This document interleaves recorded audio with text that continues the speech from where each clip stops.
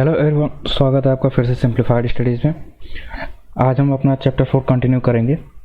ठीक है, चैप्टर 4 में लास्ट टाइम जो हमने सॉल्यूशन तक पढ़ लिया था कि जो है कि लीनियर इक्वेशन टू वेरिएबल का सॉल्यूशन हम कैसे कैसे निकालेंगे। ठीक है, सब्स्टिट्यूशन मेथड से निकाल रहे थे हम कि एक्स की वैल्यू सब्स्टिट्यूट करने के बाद से उसके करस्पॉन्डिंग में वाई की वैल्यू आती जा रही थी। ठीक है, तो वो सारे सॉल्यूशन निकालने के मेथड थे। ठीक, एक चीज़ और मैंने बताई थी, वो जो है जो इम्पॉर्टेंट है काफ़ी, आपके ऑब्जेक्टिव क्वेश्चंस में नॉर्मली आ ही जाता है। ठीक है, कि नंबर ऑफ सॉल्यूशंस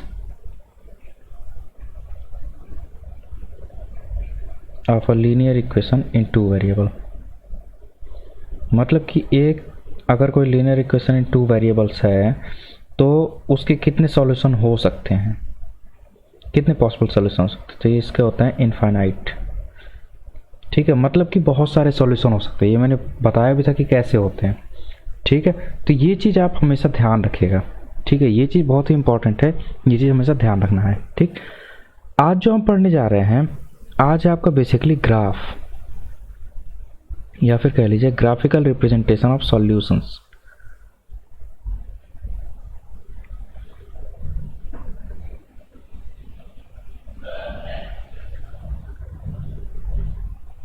ठीक है, अब देखो ग्राफिकल रिप्रेजेंटेशन की अगर बात करोगे तो ग्राफिकल रिप्रेजेंटेशन में अब जैसे जो आपका जनरल इक्वेशन है a x plus b y plus c equals to 0।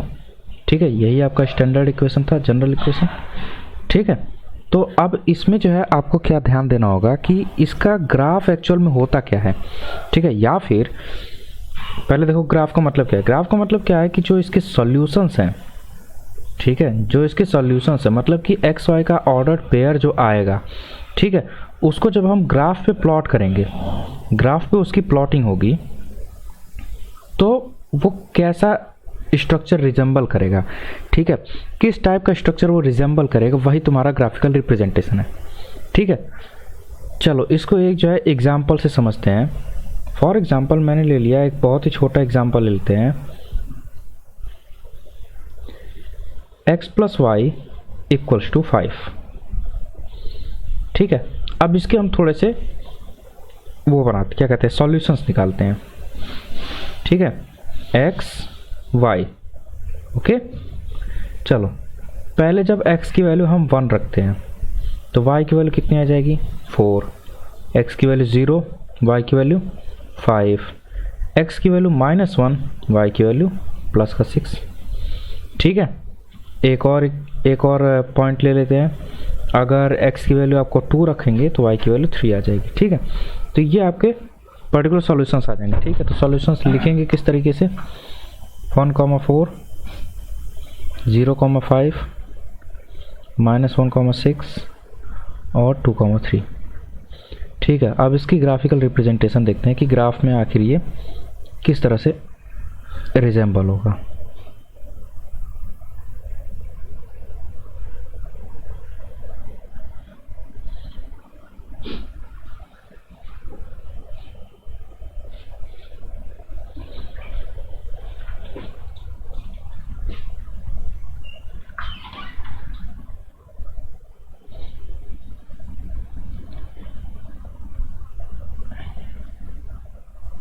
देखो ओरिजिन मार्क कर दिया, 1 2 3 4 5 6, 1 2 3 4 5 6, -1 -2 -3 -4 -5, देयर -1 -2 -3 -4।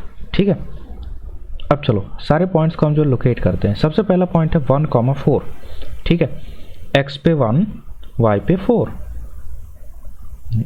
मतलब कि यहाँ पे आ जाएगा ये पॉइंट। ठीक है, इसको नाम देते हैं a। चलो ये हो गया नेम a। सेकंड पॉइंट है 0,5, 0,5, 0 एंड 5 यहाँ पे आया। ठीक है, ये वाला पॉइंट हो गया 0,5 पॉइंट बी। ओके, -1,6, x की वैल्यू -1, y की वैल्यू 6 यहाँ कहीं, ठीक, और 2,3, 2 एंड 3, ठीक है। जब इसको ग्राफ पे एक्चुअल में बनाओगे, ठीक है, जब इसे ग्राफ पे एक्चुअल में बनाओगे तो देखो इसमें क्या रिजेंबलेंस आएगी कि ये आपका जो पॉइंट है ये वाला, ये आपका पूरा स्ट्रेट लाइन बनाएगा, ठीक है। जब इस पॉइंट को आप लास्ट वाले पॉइंट से कनेक्ट करेंगे तो ये पूरा स्ट्रेट लाइन बनाएगा, ठीक है। यहाँ पे थोड़ा सा जो है टिल्टेड है या फिर जो है डिस्टॉर्टेड है, बट जब ग्राफ पे आप बनाओगे तो ये स्ट्रेट लाइन फॉर्म करेगा, ठीक है। ये आपका स्ट्रेट लाइन हमेशा बनाएगा, ओके, ठीक। तो इसका मतलब देखो अब यहाँ से क्या मिला हमें, यहाँ से मिला ये कि सॉल्यूशन ऑफ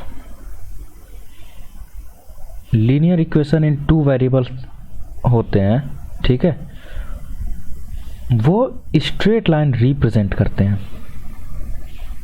या फिर कोई भी लीनियर इक्वेशन इन 2 वेरिएबल है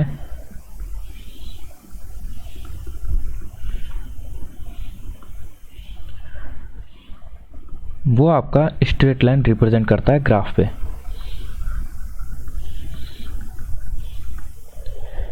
ठीक है। तो ये आपका जो है ग्राफिकल रिप्रेजेंटेशन में होता है, ठीक है। अब नॉर्मली क्वेश्चंस आपके कैसे आएंगे, नॉर्मली क्वेश्चंस आपके यही आएंगे कि आपको कोई स्ट्रेट लाइन दिया होगा या फिर कोई इक्वेशन दे दिया जाएगा, ठीक है, कोई इक्वेशन दे दिया गया, उसके आप ग्राफ प्लॉट करो, ठीक है। तो ग्राफ प्लॉट में आपका जो है क्या क्या स्टेप होते हैं, सबसे पहला स्टेप यही होता है कि आप उसके सॉल्यूशंस निकालो, ठीक है। स्टेप 2, मार्क द पॉइंट्स, मतलब कि उन पॉइंट्स को मार्क करो ग्राफ पे,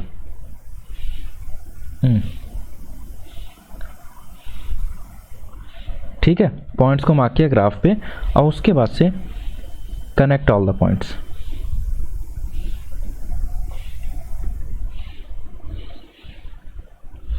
ठीक है। अब देखो इसमें एक चीज़ ध्यान देना कि जैसे ऊपर वाले मैंने जो केवल यहाँ से कनेक्ट करके यहाँ तक कर दिया, कोई ज़रूरी नहीं है, आप ये पूरा स्ट्रेट ले जा सकते हो यहाँ तक, क्योंकि लाइन आपकी क्या होती है, इन्फिनिट होती है, ठीक है। तो ये आपका जो है निकलते जाना चाहिए, ठीक।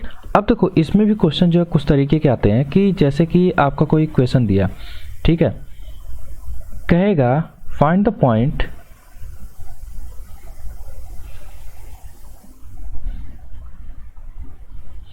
where x plus y equal to 5 intersects x axis, ठीक है। अब देखो यहीं पे जो है तुम्हारा क्वेश्चन जो है थोड़ा सा मतलब जो है ट्रिकी लग सकता है, बट इन रियलिटी ये ट्रिकी बिल्कुल नहीं है, ठीक है। क्वाड्रेटिक ज्योमेट्री में जो है जब हम पढ़े थे एक्स एक्सिस और वाई एक्सिस की बात जब हमने किया था तो हमने एक चीज़ देखा था, एक्स एक्सिस आपकी वो एक्सिस होती है जहाँ पे वाई की वैल्यू कम्प्लीटली क्या होती है, 0, ठीक है। मतलब कि वाई की वैल्यू आपकी कम्प्लीटली 0 रहती है, ठीक, यानी पूरे एक्स एक्सिस पे वाई की वैल्यू 0 आएगी। सेकेंड, वाई एक्सिस की अगर बात करोगे तो कंपैरेटिवली एक्स की वैल्यू 0 आएगी, ठीक है। अब देखो ये कह क्या रहा है, इंटरसेक्ट्स एक्स एक्सिस, कहने का मतलब क्या है कि यहाँ पे ऑलरेडी दिया है कि y की वैल्यू 0 है, तो तुम्हें ऐसा पॉइंट निकालना है जिसमें y की वैल्यू 0 दी हुई हो, ठीक है। तो देखो x plus 0 equal to 5, x की वैल्यू कितनी आ गई, 5, तो पॉइंट क्या बना, 5, 0, ठीक है। तो ये इसका सॉल्यूशन हो गया, तो पॉइंट क्या हो गया आपका, 5, 0 हो गया, ठीक है। इसी तरह से अगर इंटरसेक्ट y एक्सिस कहता तो y एक्सिस कहता है तो इसका मतलब क्या हो गया, x इक्वल टू 0, ठीक है। तो x इक्वल टू 0 जब हो गया तो इसका मतलब क्या हो गया, y की वैल्यू 5 आ गई, तो अब पॉइंट क्या बन गया, 0,5, ठीक है। तो इस तरह के क्वेश्चन आपके जो है आने लगेंगे, ठीक है। थोड़ा सा एडवांस जब मतलब थोड़ा सा जो इससे आगे पढ़ोगे या फिर एडवांस लेवल पे पढ़ोगे तो उसमें एक क्वेश्चन आता है कि बताओ कि वो पैरेलल हैं या नहीं है। पैरेलल लाइंस हैं, कोइंसाइडिंग लाइंस हैं,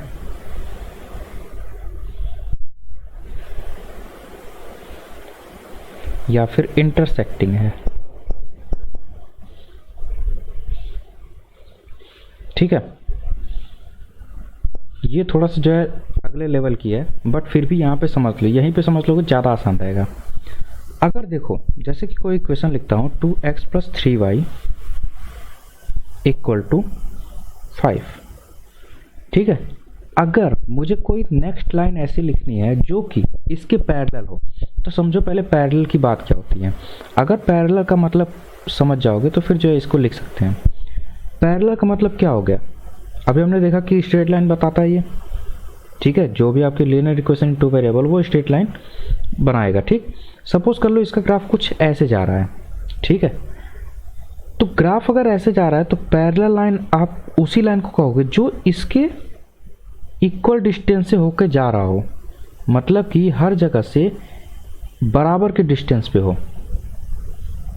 ठीक है, ये वाली जो डिस्टेंस है इन दोनों के बीच की वो हमेशा इक्वल है। ठीक है, तो अब देखो जो ये वाला कांस्टेंट वैल्यू है इसी पे आपका डिपेंड करता है कि ये लाइन एक्स वाई पे कहाँ कट करेगी। ठीक है, तो अब देखो एक चीज़ तो ये पैरेलल है बट इसकी जो ओरिजिन से डिस्टेंस है। ठीक है, अगर इस कांस्टेंट की बात करो तो ये एक्चुअल में डिस्टेंस होती है ओरिजिन से। ठीक है, कह सकते हो समझने के लिए। ठीक है, तो इसका मतलब कि ये वाले जो कांस्टेंट वैल्यू है वो चेंज होनी चाहिए। ठीक है, ये केवल समझने के लिए बता रहा हूँ कि ओरिजिन से डिस्टेंस इक्वल है। ठीक है, इन रियलिटी ऐसा कुछ होता नहीं है, क्योंकि पॉइंट आप लोकेट करोगे तो वो पॉइंट कुछ और आएगा। ठीक है, तो वो डिस्टेंस अलग चीज़ है, यहाँ पे केवल समझने के लिए मानो। ठीक है, तो अब देखो ये वाली चीज़ आपकी दोनों जगह डिफरेंट है। ठीक है, दोनों जगह डिफरेंट होने का मतलब क्या है कि अगर कांस्टेंट की वैल्यू चेंज हो जाए, ठीक है, तो डायरेक्शन तो सेम रहेगा, मतलब कि वेरिएबल के कोफिशिएंट्स तो सेम है, तो डायरेक्शन दोनों की मतलब डायरेक्शन जो लाइन की रहेगी वो सेम रहेगी, यानी कि वो इनके पैरेलल में ही होंगे।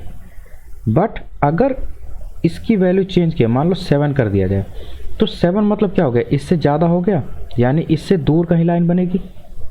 ठीक है, तो ये मतलब होता है कि अगर केवल कांस्टेंट में चेंजेस है, दो इक्वेशन दिए हैं उनमें कांस्टेंट्स में चेंजेस हैं, तो वो पैरेलल लाइंस के आपके क्या नाम है, पैरेलल लाइंस के एग्जाम्पल हैं। ठीक है, इंटरसेक्टिंग में आपके जो इंटरसेक्टिंग की बात करते हैं, कोफिशिएंट ऑफ एक्स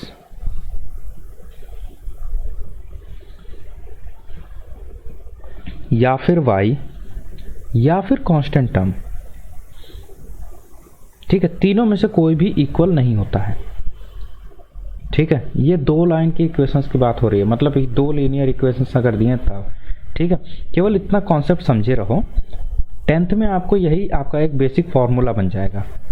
ठीक है, तो उसकी बात 10th क्लास में कर लेंगे। ठीक, चलो अभी ग्राफ बनाना आ गया। ठीक, अब जो है एक जो इम्पॉर्टेंट है कि ग्राफ में ही जो आता है lines parallel to x axis and y axis. ये एक्चुअल में टॉपिक रिपीट हो रहा है। क्यों रिपीट हो रहा है? क्योंकि कोऑर्डिनेट ज्योमेट्री में भी ये टॉपिक हो चुका है।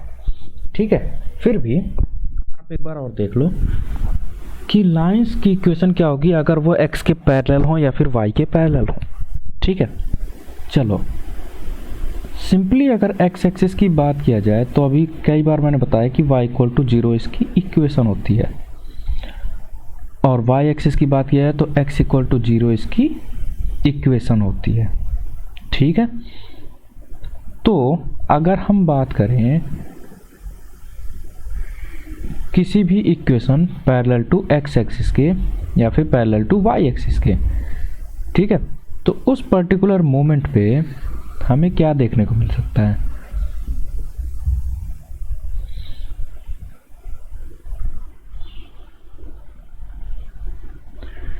देखो ये तुम्हारे कोई कोऑर्डिनेट एक्सिस है, ठीक। अब देखो इसमें आपको क्या देखने को मिल सकता है कि जैसे कि मान लो यहाँ पे 1 है, यहाँ पे 2 है, यहाँ पे 1 है, यहाँ पे 2 है, ठीक है। अगर कोई ऐसी लाइन हमें ढूंढनी हो, ठीक है, जिसमें y की वैल्यू कांस्टेंट रहे 1 irrespective of x, no matter, कोई फर्क नहीं पड़ता x से, ठीक है। तो इक्वेशन क्या लिखोगे अगर क्वाड्रेटिक इक्वेशन मतलब लीनियर इक्वेशन लिखनी हो तो x plus y equal to 1, नहीं, अगर x किसी तरह से 0 हो जाए तब ये y इक्वल टू 1 बन जाएगा। तो इसका मतलब x के कोफिशिएंट क्या रख दिया हमने, 0, ठीक है। अब इसमें x की वैल्यू आप कुछ भी रख लो, y की वैल्यू हमेशा 1 रहेगी। तो देखो x की वैल्यू अगर 1 रखो तो 1,1 बनेगा, 2 रखो तो भी 2,1 बनेगा। सपोज कर लो माइनस में रखते हैं, -1 अगर रखो और -2, ठीक है, तो भी -1,1 और -2,1 बनेगा, ठीक है। पॉइंट्स लोकेट करो, पॉइंट जब लोकेट करोगे तो यहाँ आएगा, यहाँ आएगा, यहाँ आएगा और यहाँ आएगा, ठीक है। अब जब यहाँ से आप लाइन ड्रॉ करोगे, ठीक है, जब यहाँ से आप लाइन ड्रॉ करोगे तो ये लाइन इसके ऐसे जाएगी, ठीक है, ऐसे ही जाएगी ये, है ना। तो अब ये लाइन आखिर रिप्रेजेंट क्या कर रही है, इसी इक्वेशन को 0x plus y equal to 1, तो इसका मतलब कि y इक्वल टू 1 को रिप्रेजेंट कर रही है। तो इसका मतलब देखो क्या हो गया कि अगर कोई भी लाइन पैरेलल टू किसी एक्सिस के कर रहे हैं, ठीक है, जैसे यहाँ पे पैरेलल टू x एक्सिस है, तो x एक्सिस पर जो है y की वैल्यू कितनी है, 0, लेकिन जैसे ही y की वैल्यू 1 होगी, इसका मतलब x एक्सिस से कितना डिस्टेंस है, 1। तो एक ऐसी लाइन क्रिएट की जाएगी जिसकी डिस्टेंस x एक्सिस से हमेशा 1 यूनिट पर रहे, ठीक है। तो वही आपकी लाइन होगी y इक्वल टू 1 या फिर y इक्वल टू कांस्टेंट कह लो, कोई भी कांस्टेंट k, ठीक है। तो ये इक्वेशन किसकी होती है, पैरेलल टू x एक्सिस के, ठीक है। तो अब देखो यहीं से रिजेंबलेंस अगर जो है ध्यान दो, यहीं से आपका जो है कॉन्सेप्ट पे ध्यान दो, y एक्सिस के पैरेलल में अगर कोई लाइन है तो उसकी इक्वेशन क्या होगी, देखो y एक्सिस के पैरेलल में कहा है, अभी हमने क्या देखा, x एक्सिस के पैरेलल में अगर कोई लाइन है तो पैरेलल है, इसका मतलब डबल पैरेलल लाइन मतलब पैरेलल लाइंस, ठीक। x एक्सिस के पैरेलल में अगर कोई लाइन है तो उसकी इक्वेशन होती है y इक्वल टू k, जहाँ पे k होता है कोई भी कांस्टेंट, ठीक। तो अगर बात करो y एक्सिस के पैरेलल के, तो उसका मतलब क्या होगा, थोड़ा सा दिमाग लगाओ, y एक्सिस की इक्वेशन होती है 0, x इक्वल टू 0, तो इक्वेशन क्या हो जाएगी लाइन की, x इक्वल टू k, जहाँ पे k कोई कांस्टेंट होगा, ठीक है। तो ये आपकी इक्वेशन ऑफ लाइंस होती हैं पैरेलल टू एक्सिस, ठीक है। केवल यही चीज आपको जो है ध्यान में रखनी है, ठीक है। तो यहाँ पे आपका जो है आपका लीनियर इक्वेशन इन 2 वेरिएबल खत्म हो जाता है, ठीक है, इससे ज़्यादा कुछ नहीं आएगा, ठीक है। सबसे इम्पॉर्टेंट होता है इसकी इक्वेशंस बनाना, जो आपका क्या नाम है वर्ड प्रॉब्लम्स होते हैं वो ज़्यादा से ज़्यादा सॉल्व करो, ठीक है। मैक्सिमम जितना ज़्यादा कर सको वो आपके सॉल्व करो वर्ड प्रॉब्लम्स, ठीक, क्योंकि वही जो है आपके बहुत ही इंपॉर्टेंट होते हैं और एग्जाम्स में मेनली आपके वही आते हैं, ठीक है। चलो अगला चैप्टर हम नेक्स्ट लेक्चर में शुरू कर लेंगे, ठीक है।